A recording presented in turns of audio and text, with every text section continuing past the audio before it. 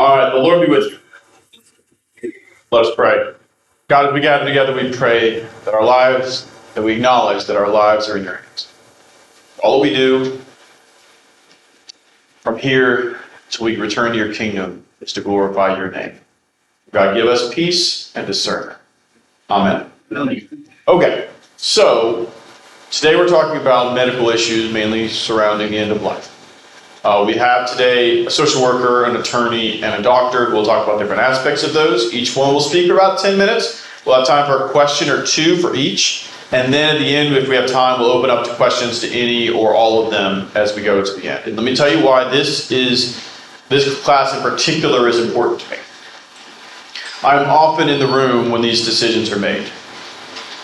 And I see the hell that family members go through when they're making it.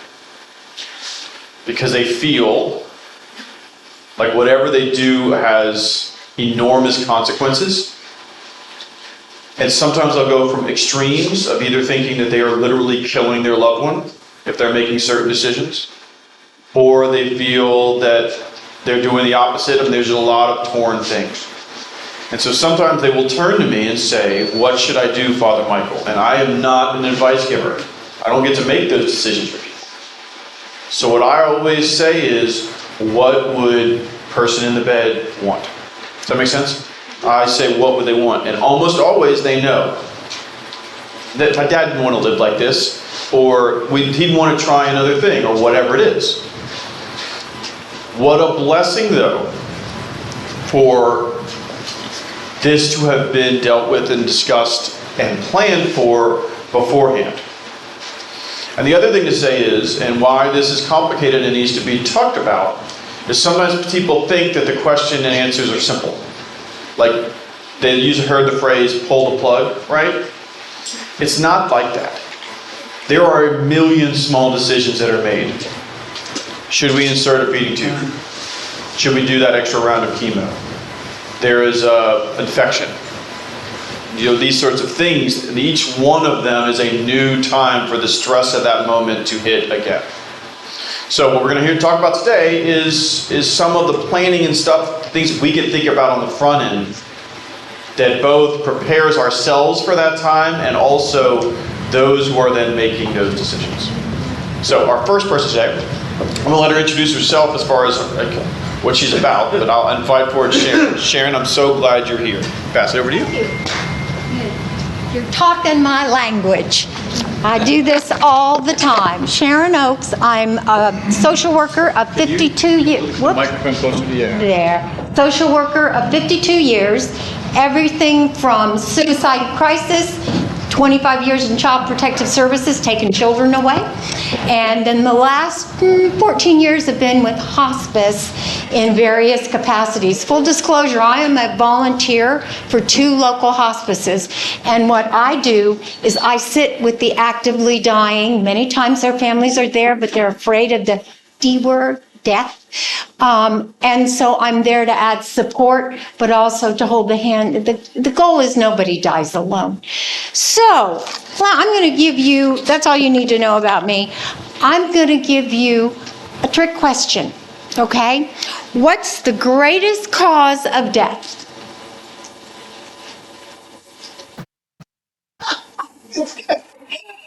Shush, you saw my presentation. That's my husband. He's a spoiler. Okay, he is right. The greatest cause of death is birth. Newsflash, we're all gonna die. But how we live is important. And I'm going to preface what I'm going to say before I go into how to prepare. But it is important for you to create joy. I wake up every morning. It's so good to talk to a group of faith seekers like me because I wake up, I'm happy, and I think you can attest to this. It takes a lot to rain on my parade. I don't let people have that control. So how I live is happy. I wake up and say, okay, God, what you got? What you got from me today? He never lets me down. He always has things as a servant for me to do. So your attitude has a lot to how you live. You can be a negative Nancy and, you can go around whine, but that speeds up the dying process. Any good doctor will tell you your attitude, the way you live, how you eat, exercise, all those things contribute to the quality of your life. So who's in charge of that? You. Nobody can stop you from being happy and doing the right things. You're in control. How nice. We don't have any control over when we're going to die. We don't have any control if we're diagnosed with an illness, but you got a lot of control over how you live. Okay. One of the things, and I do these presentations a lot, one of the things is preparing, and Father Hoffman talked to you about that. And I had a wonderful judge that I used to appear before. He actually goes to our church. And he said, Sharon, if it ain't written down, it didn't happen. Have you ever had a conversation with your adult children? I wish I could get adult children in here to listen to this spiel for themselves and how to prepare for caring for their parents or siblings or whoever their loved one is, because you've got to write it down. The other part is you've got to talk to the people in your family. I have 3 daughters. 2 of them are drama queens.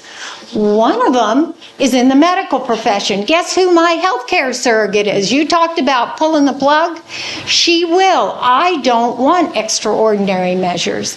My husband has a different way that he wants to do it, and I will honor his wishes. But we have a backup if I die before him. So you always need a plan B.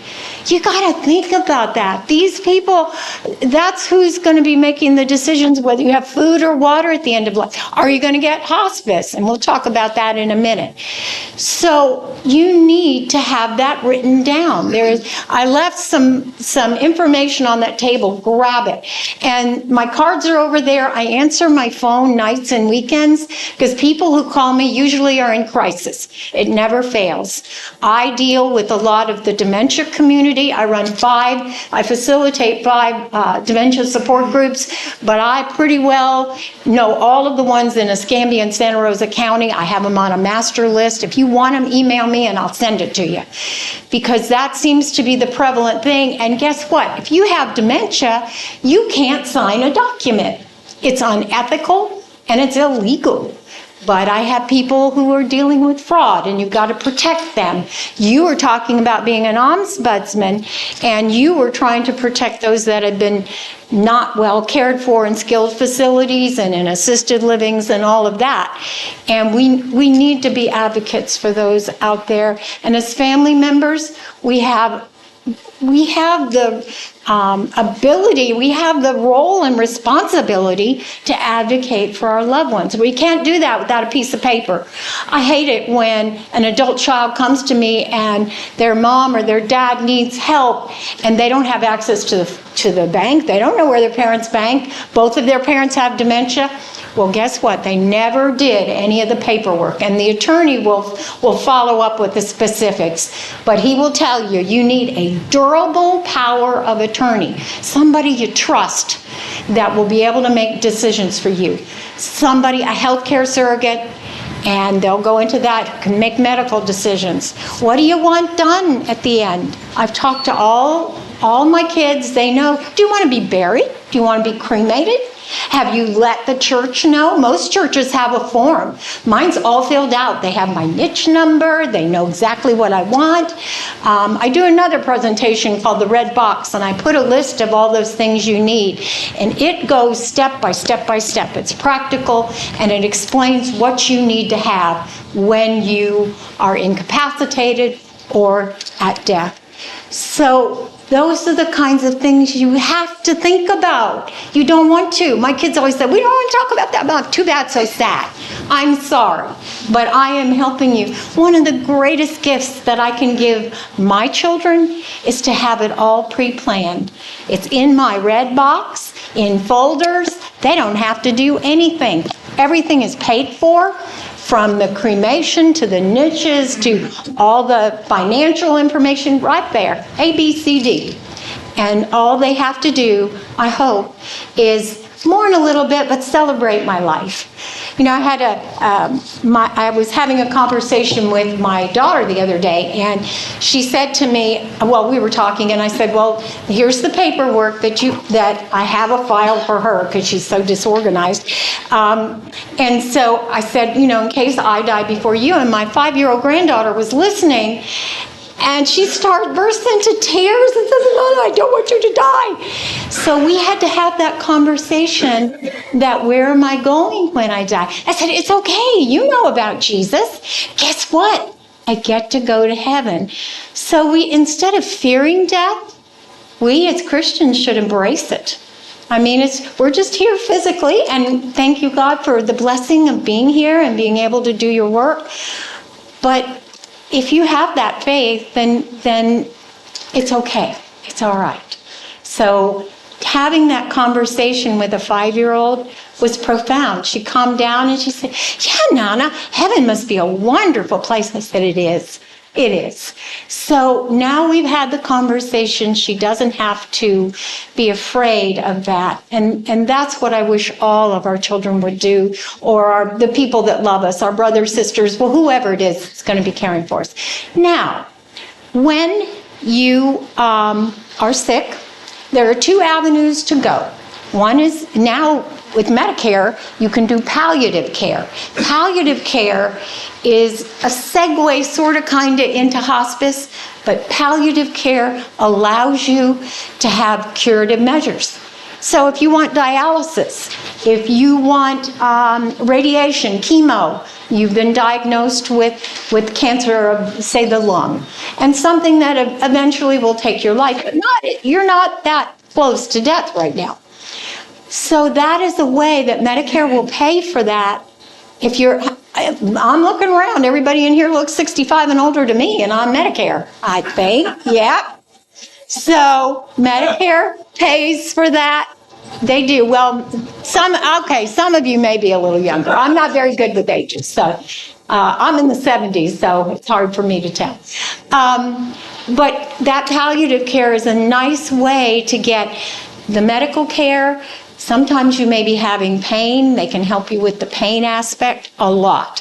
So then you've got hospice. Anybody in here ever experienced hospice? A lot. Good experiences? Bad? Good? Good? Okay.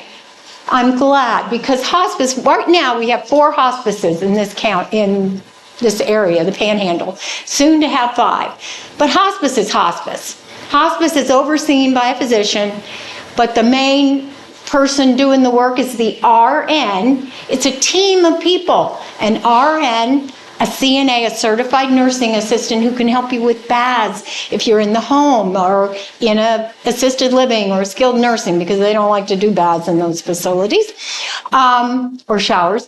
And it comes with a social worker. Somebody to help you navigate whether it's the end of life decisions or whether it's after you pass, it's bereavement. All the hospices have a chaplain and of course, I said, give me all the God. I want my minister and I want the chaplain. And I want hospice as soon as I'm diagnosed 6 months or less with some illness, whatever it might be. I want hospice. What's the downside? Medicare pays. They'll pay for my medicine that's related to my diagnosis. I get a free hospital bed, a wheelchair, a shower chair. I get this team of people, the social worker, the CNA, the RN nurse, and the chaplain all together. And then I'll get extra supplies, insure, depends, chucks on the bed, the things to help when you're incontinent. All of those supplies are paid for by Medicare. You put into it all these years. By gosh, I'm going to get something out of it before I go. So, but it's that support system, and it isn't even sometimes about you. The hospice team is there for your family too, and they help walk you through this journey as life ends. And so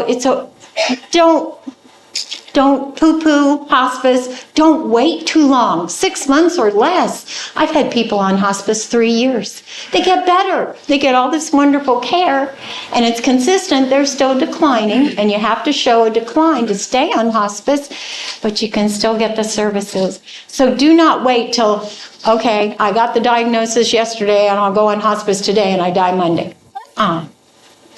Don't be afraid of it. Don't be afraid of it. So if I do nothing else today, I want to plant seeds to live your life. Happiness is contagious. I'm living proof. Smile at somebody, you've made their day. And two, that you plan whatever it is you want while you have the mental capacity and the physical capacity to do it.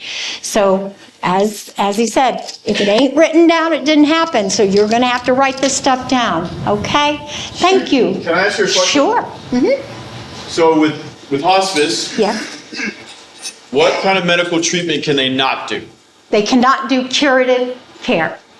Usually, the only exception to that would be if chemo, radiation, if that can help with pain, because they're princes and princesses of pain management. But if the chemo can help with the pain, then they will do it. But it is not a curative. You have accepted when you take hospice that your time is limited, and you're okay with that, and you just want a quality of life, not a quantity of life. Okay? Can I cut you there and we'll switch and we'll have you come back up You in a got minute? it. You I got want it. to add to one thing, and that's this. And I probably shouldn't say this, but I'm going to anyways. I tell you I'm in the hospitals a lot, right? Y'all know. The care you get under hospice far exceeds the care you normally get in the hospital setting. And typically people who work in hospice do it because they're called to it. Does that make sense? They're doing it because this is what God has made them to do. And so they tend. Whereas in the hospital setting, to get pain medicine changed or whatever, they have to run to the doctor and there's steps and this happens, this happens, this happens. There's way more freedom for that nurse, who is the one who's with you or your loved one all the time anyways, to know exactly what to do, and they have the power to do it. So, what she said, the real question is, are you going to seek more curative care? If your heart starts to go into arrhythmia or whatever, is it going to be, okay, we're just going to let this ride out? And once you make that decision that you don't want that, I don't want to say it's the best thing for everybody. Hospice may probably be the right thing because you get that level of care that you don't get other ways as long as you've made that decision. Now you probably have lots of questions. We're going to get to that in a second. I'm going to introduce our second speaker, and then we'll ask questions of the three of them. I'm going to this is Joe Boyles. Y'all know Joe. He's been a member of this church since birth. So he is an estate attorney. I'm going to put these over with her handouts. He has some forms a handout that he usually uses when he does sort of this kind of conversation. Yeah, it honestly, I looked over it today and I was like, oh, this really gives what I'm talking about the short shrift. But it covers a lot of other stuff. Because he does estate planning also, but we're talking about that next week. But today I wanted him to talk 2 weeks. What's next week? Annual Parish meeting is next week. Yes, 2 weeks we'll do that. So for Joe to speak more on the legal side of this. Joe? Good morning. So, first I want to say that was a lovely presentation that we had, and the most important thing about hospice is to call early. Get the most out of it. Death eventually takes us all home. And the fear of it, using that fear to prevent you from making important decisions, is detrimental to you and to your family. And so making those tough decisions is so important. I'm here to speak mostly about the side of estate planning that involves powers of attorney and healthcare surrogates. I often get phone calls from people who are kind of panicked. They're trying to take care of somebody. They've been turned down at a bank, trying to pay bills for a family member, or they're trying to manage their family member's care, and they're being denied on that front, and they say, I need a power of attorney, or I need a health surrogate. And I say, okay, well, can you bring in the individual that you're trying to help? I need to speak with them. I need to talk to them, make sure everything's okay, make sure that these are their wishes. They say, oh, well, they have dementia, or they are in the hospital and unable to speak, or something like that. And I said, I can't help you. If they're no longer able to make a conscious decision, then it's too late for power of attorney, too late to sign documents. Only thing left in that situation is a guardianship, and a guardianship is expensive. It is a long process. It's not particularly good for anybody. I'll say this: it typically costs $7,000 or $8,000 just to set up, and that's the starting cost, and then there are continuing costs. And a judge is going to be reviewing every decision you make, and you're going to have to make accountings that you submit to audit and things like that. It's a mess, and it's not what anybody wants. So a power of attorney is a document that allows you to name someone to handle your property affairs, your money, allows you to sell property for you, go to the bank for you, pay your bills for you, do anything with your stuff. So it's an important document that you can use to give someone basically an extra set of keys to your house. That's the best analogy I can make, is that it allows you to make a copy of your keys and say, hey, go in, take care of this stuff for me when I'm not able to. A lot of people think that by doing a power of attorney that they're giving up some sort of right, that somebody is now taking over for them. And it can't be farther from the truth. What you're doing is you're allowing someone to work for you. They are never over you. You always have the ability to revoke the power of attorney if you wish. As long as you're in your right mind, you can overrule any decisions that are made by anybody that's using a power of attorney. But it allows someone to manage your affairs for you. Similarly, a healthcare surrogate, which is often included with a living will, a healthcare surrogate allows you to name someone to manage your health care for you. Make your doctor's appointments, review your medical files. If you're unable to make medical decisions for yourself, they can step in and make those decisions, including some end-of-life decisions. The living will side, which I'm not sure why anyone named that, because it has nothing to do with your will, and it's about dying. So a living will is a document that you get to choose some of the end-of-life decisions. Do you want a feeding tube, as they discussed earlier?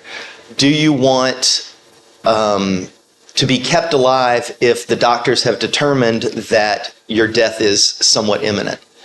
And these are ways that you can take the pressure off your family so that they don't have to make these decisions. A lot of people get very upset when they're realizing, oh, I'm having to decide, as they said, I'm having to decide whether to pull the plug. No one should have to make that decision, and they don't have to if you make that decision for yourself and you have it on paper and you have it written down so that the doctors know, so that your family knows what your wishes are. And these wishes and desires for end-of-life care, they vary. A lot of people say, I want to be allowed to die naturally. I want them to withdraw food and water if I'm unable to knowingly eat and drink. I tell people, you're not denying yourself a cheeseburger if that's what you want. If you're able to eat, if you're able to drink, you get that food. but passive feeding is often one of the things that people choose to forego. Pardon. Another thing to I know what I was going to say, that the personalization of these choices. I had a client who had very, very good medical insurance, and he had a lifetime pension, which, you know, my generation doesn't know anything about that, but I'm sure some of you do. Had a lifetime pension, and so what he said is if I die, my wife's income gets cut in half or less. So hook me up to a ventilator, put me in the corner of the room, throw a blanket over me, and carry on with your life. And I wrote that basically into his document because he said he wanted to take care of his wife for as long as he could. And if it wasn't hurting him, he didn't mind. Being over in the corner by himself. And I try to, when I meet with people, try to lighten things up with some of these things as well, because death is something that happens to all of us. It is, people come in and say, if I die, I say, it's not an if, it's a certainty. And so it's important to face these things head on, and to make those funeral arrangements yourself. If you do that, you don't even have to pay for it. But if you tell your family what you want, then that takes it off of their shoulders. Those decisions, prepaid or pre-planned funerals, are incredible. It keeps the family member that sees you least often from coming in and trying to buy the most expensive coffin, which is typically what happens. And then also, a lot of people are concerned with their wills and things like that, which they're going to discuss in a few weeks. But if you have things that you're not using, that mean something to you, that you want to give away, don't wait for your will. Don't wait until you're in the ground till you give away these things that are precious to you and precious to your family, because they are going to enjoy them and appreciate them more if it comes from your hand instead of, in a box. So I'm happy to answer any questions now, or I can wait till the end. Okay.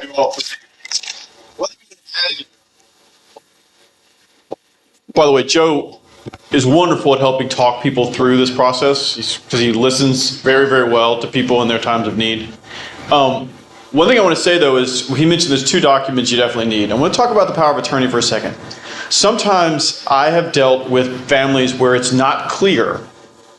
Well, the person thinks that somebody's making decisions, but legally it's really somebody else making decisions. So let's give you an example. A man is divorced, remarries, gets separated but not divorced from that one. Has 3 kids. One of his oldest child he's estranged from. He thinks the middle child's going to make the decision. But guess who has no legal right to make the decisions, right? That middle child, right? So he thought it was, I told him he's making the decisions. Well, then he shows up to make the decisions, and he's not the one making the decisions. So you get to decide who it is making the decisions. And it also takes away any complication from that. If you're married and both people have right mind, it's simple, right? But it can easily not be simple. I tell you that as a kind of ridiculous example, which was real, by the way, that I dealt with. But to say, if you do the work well in the front end, both with these documents, power of attorney and living will, it takes away the possibility or chances for things to get weird, out of normal, and also for conflict between the people who are making decisions. It helps, they know what you want. Okay, so you've heard from a social worker, you've heard from attorney. I also wanted y'all, though, because we're talking about issues of medical, it's to hear from a doctor. Many of you know Ed Rogers. After the annual parish meeting, he will be the next senior warden of the church. Retired, just pray for him. Retired cardiologist, wonderful man, and so I asked him also to present. Can you start the first slide up for me? Well, it's been teed up very nicely for me by Susan and by Joe. So I want to go over a little bit about from the medical doctor's point of view. And I push it down each time I want to go forward. There we go. Okay. So I'm in the room very frequently in those kind of conversations too, or at least I was. I'm not allowed in that room anymore. But frequently big decisions would come up, and then were the plans all made in advance so that it could easily be done or not, more frequently not. So first I want to just, okay. How about now? So first of all, I'd want to point out that for non-healthcare decisions, we tend to do pretty well with this now. With wills, we know that our worldly goods need to pass to someone else, so we want to have some say in that in advance. The family heirlooms, great-grandmother's necklace, one daughter is going to inherit those, and who's it going to be? So perhaps you want to direct that in advance. And even the Christ Church Advance Directive, where we have some input into what our funeral service is going to look like, is kind of an example of that. So we now know the scripture readings and we now know the hymns because we selected them. And these are easier things to do. And the reason is that we know we're doing them for someone else and we have a chance to direct that in advance. But next, in healthcare decisions, why is this different? Well, it's different because now we are still in the equation. We know we still are. We're helping to make that choice. And what makes it harder for us is we perceive that there is some loss of control involved in this. I'm going to say that I don't want advanced measures in some particular situation. Later, if I were able to speak, I might regret that, but now it's too late. That's not really the case. Actually, these types of decisions help us to maintain control, to have more input longer, and we can always override them. We can change the document simply by writing a new one. It automatically changes the one that preceded it. And if we're able to speak and make decisions for ourselves, as Jeff so well pointed out, go right ahead and do it. Make the decisions as you go along. It's only for when you can no longer do those things that this is going to come into play. Please. So I just want to focus on the errors that when I've been in the room, what are the biggest errors I've seen? We've heard quite a few of those already. Father Michael has covered some of those. But what are the things that suddenly make it so hard, and how can we avoid those? Okay. First of all, if you want to write a term paper, if you want to write a poem, or if you want to do a Sunday school class, you just have to start. Take a piece of paper, take a pencil, start down writing a few words, kind of get started. One word tends to lead to another. So somehow you have to just start the process of getting this done. You could see your attorney when working on the will and say, let's go a little farther and go into the living will part of it, the power of attorney part of it. That's been well covered. But in addition to that, there are forms that you can get directly from the hospital that you like to go to. Ask for social services. They would send you one of these forms. The attorney you work with on the attorney, but you didn't cover power of attorney, you can. And here I took an example from a website just so that you could see. So I just clicked in Mayo Clinic Advanced Directives. This is what comes up. So I pulled a couple of pages out of it because I want to point out that some very specific questions come up when you start reviewing these documents. And that's why it's good to have these documents and start looking them over them and begin to think about this and begin to get your ideas in order. For example, we'll see in this one, for life-sustaining treatment, it's going to say, I want all possible measures done, even if I'm on a machine for the rest of my life, or it depends, which is very common. And then the last one is, I do not want any of these life-extending measures at all. Well, it sounds like that would never be appropriate. But as we'll see in just a second, there are times when that is what you might pick. So let's go to the next one. Here's a similar one for cardiopulmonary resuscitation, DNR. We're all familiar with that one because it doesn't require you to do any of this in advance. You can say it when you're in the hospital, put that in the orders, and it can be done. So that one, more people are familiar with it. It comes up more often. But you would have to say, I either want it under certain circumstances or I don't want it. Well, when you pull up an advanced directive or you get one sent to you by the hospital because you asked for it, you're going to be kind of in a situation to look at these in black and white and really think about, is this what I want or is this not what I want? Next. So when you're going to need to talk to the person who's going to be your surrogate, let's say it's your daughter or your son. And the first thing you want to do is get them to agree in concept. I'm sure that the others that have already spoken have been in a situation before where the children come in from out of town and they say, I didn't know anything about this. I'm not on board with this at all. So before you set up who the surrogate is, you want to have a conversation. And I would say the first thing is to get them to agree in concept that you have the right to make this kind of decision, that it's important for you to do, that you're actually helping them in doing so, and get them to sign off on that up front. If they can't do that, then they might not be the best choice for your surrogate. So then you have the forms in hand when you're having this conversation with the son or daughter, for example. Then it's going to lead to a much more productive conversation. You need to decide who the surrogate is, and sometimes this creates a little conflict. You've got a son and a daughter, and who are you going to put down for the surrogate? You can put they'll both do it, but that's just leading to a problem. You can have a primary and a replacement if the person's not available. Yes, of course, you can do those kind of things.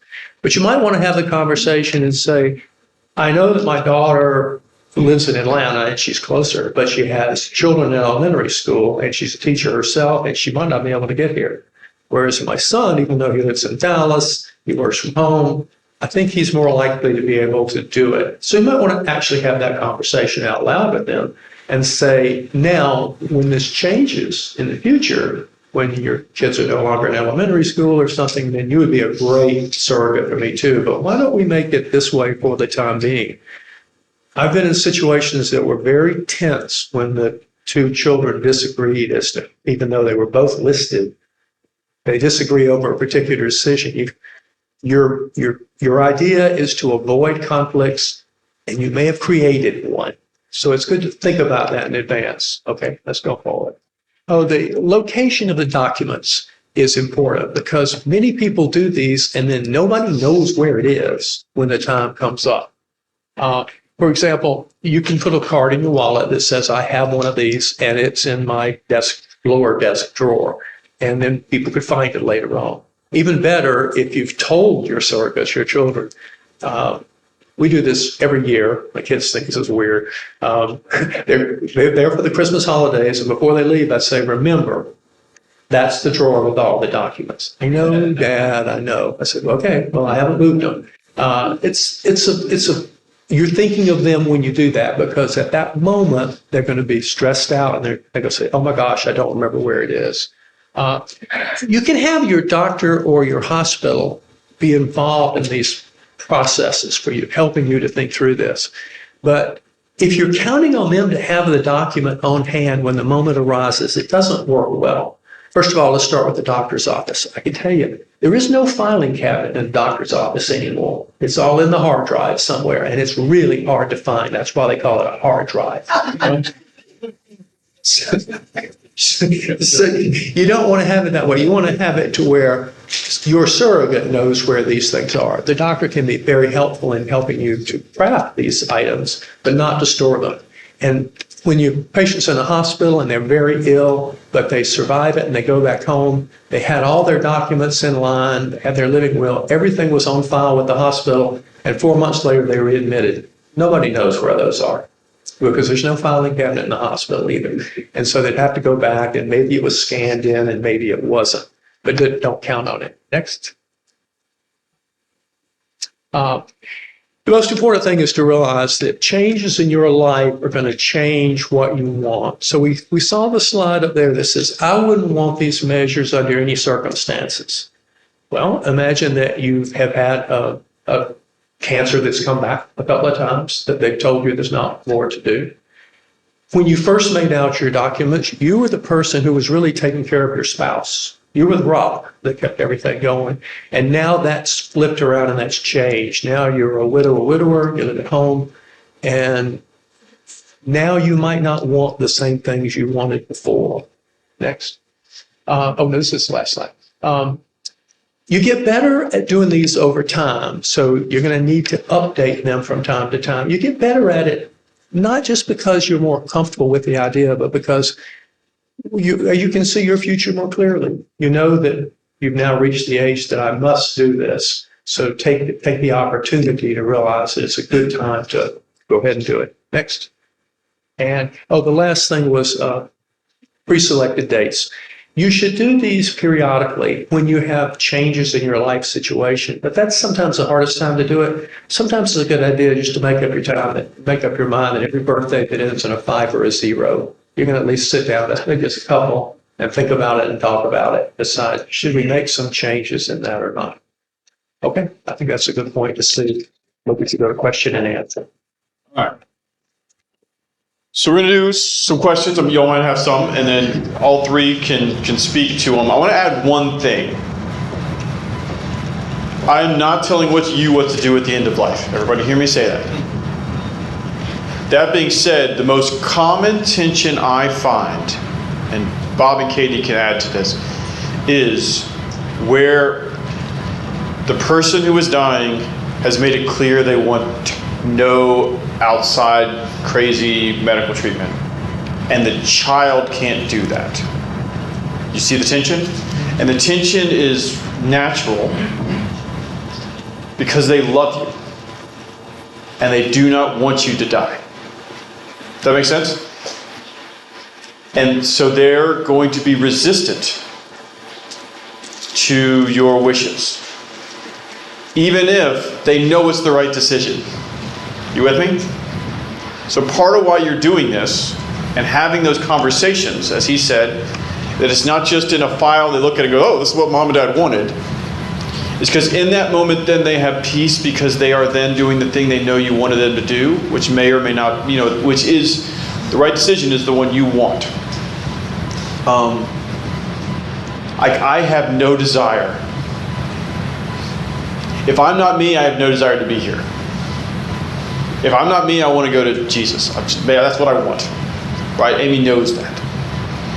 But I've told her that very clearly, and I should probably tell somebody else. I know I need a third person in this equation. And I hear you, I'm going to do it. But, because I don't want her at that moment when she's also dealing with losing her husband to also then have to, that makes them make that decision. So that tension is relieved when you have both an effective, clear, written document and when you've had those conversations. Both those things together make for a much more peaceful experience for the person who is losing love. And many people in this room have been the person making those decisions for somebody else. And so y'all have experienced on that end. So make what you wanted then be what you now do now. I want to add to that. One, Joe, it's being recorded, so close to the microphone. Sure. So what I said earlier, since it wasn't on the microphone, was you want a deep bench. You don't just pick one person to be this, because they may be incapable. It could be that there was a car crash and you're both in the car crash, you're both in the hospital. You need to have at least 2, maybe 3 people in line for these positions. And another thing is that it's not a popularity contest. A lot of people come in and say, well, I'm going to put my oldest child because they're my oldest.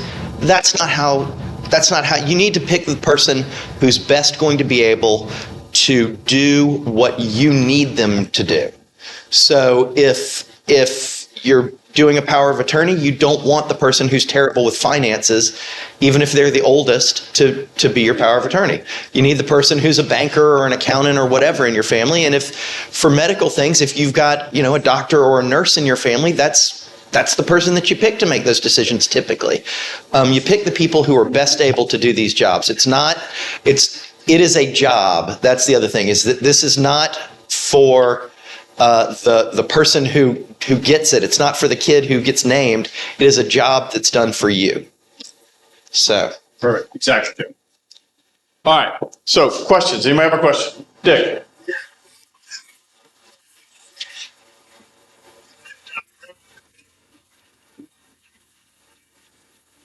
What happens? Say it again. What happens when you're...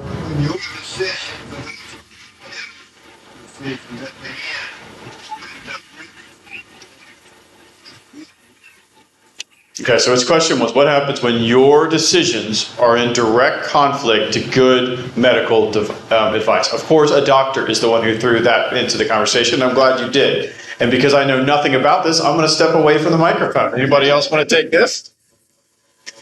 Well, I would say that keep in mind that these advanced directives that you do, for lack of a better term, I'm going to say they're not assisted suicide. It's not that. So if the physician felt like you were in good health and there was no reason to be considering these kind of things and you wanted all care withdrawn, you have a right to do that. You say, I don't want any antibiotics. I don't want any care, even though this is an easily curable disease. The physician is not compelled to continue treatment that he thinks is clearly wrong for you. And that is a much more complicated legal issue than this. But that is not what any of this is. And I think the most important takeaway message that I would say is some here might identify themselves as pro-Democrat and some may be pro-Republican. But what we need to realize is most of us are procrastinators. To add to that, if you're still able to make a decision, these documents are not going into effect. If you're in the hospital and you say, I don't want treatment, then the doctor isn't going to give you treatment. These documents only come into play if you're unable to make the decision yourself or communicate the decision yourself. And so if your reasoned choices, even if the doctor disagrees with them, are still your choices. These documents, these paper documents are static. They are only there if you're not able to, and they only say what the decision that you made previously. So as they spoke about, if your decisions change, you need to go change those documents. Do you have anything you want to add on that one? Okay. Lee.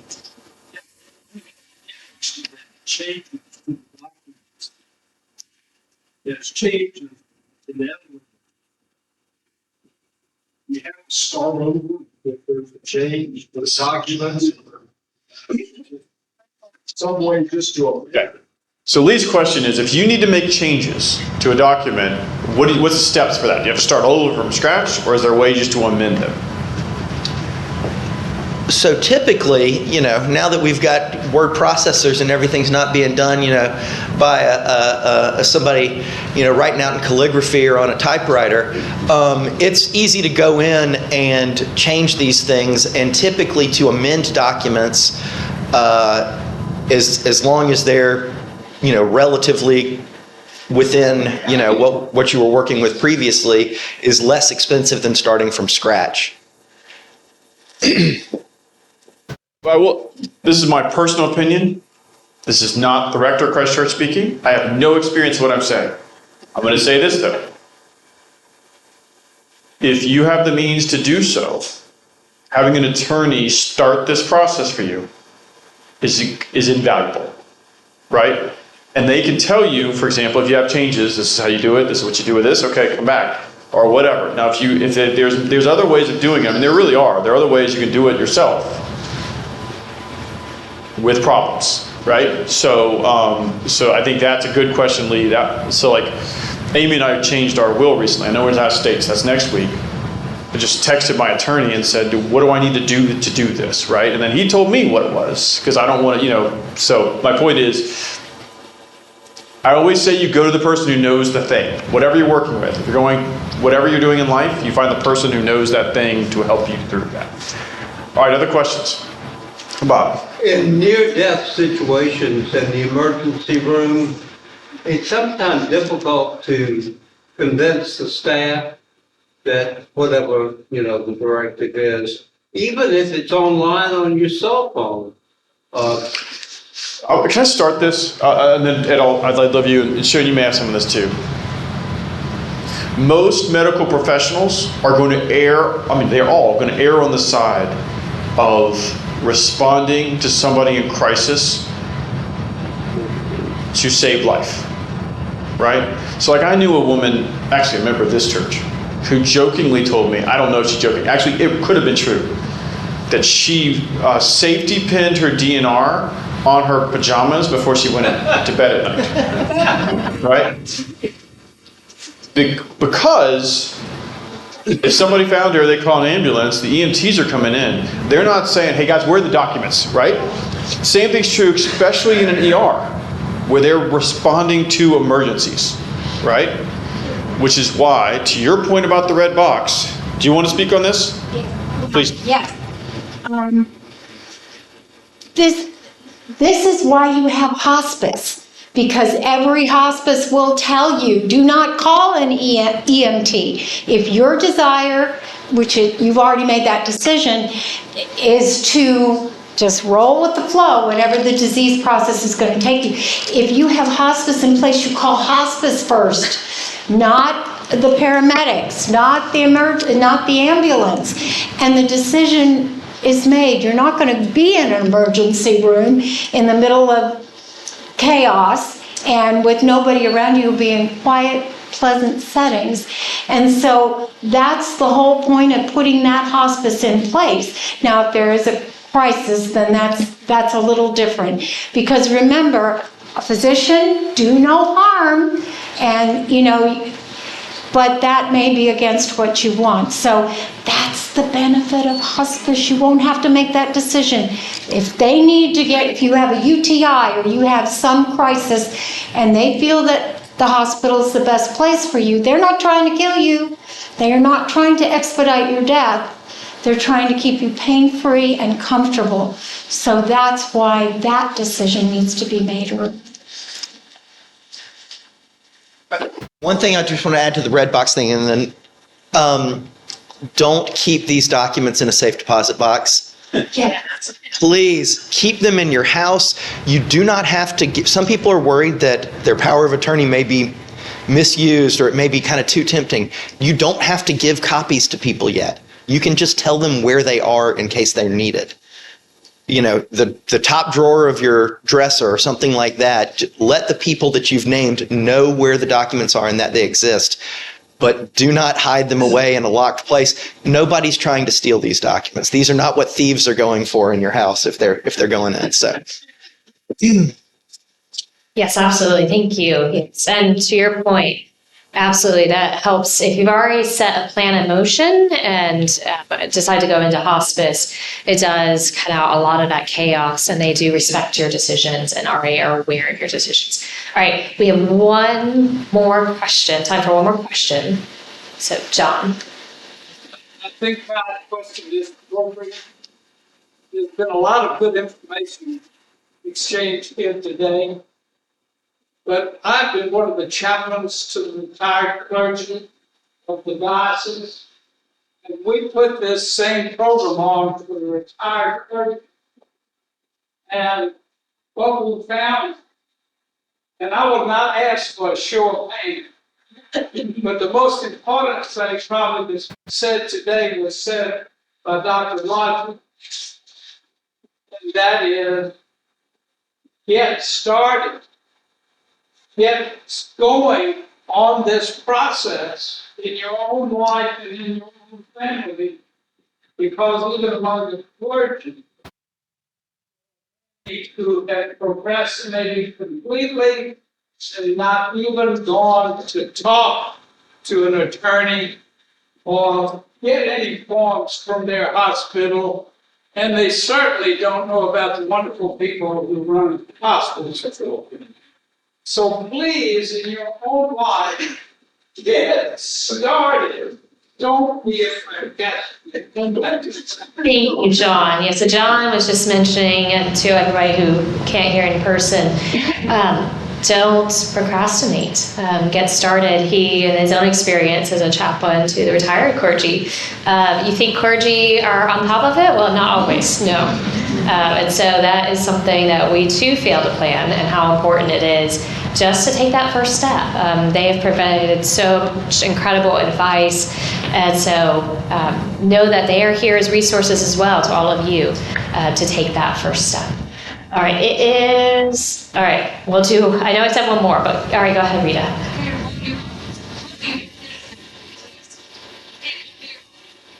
Accidents can Exactly. You need to plug that into your children, realize your habits,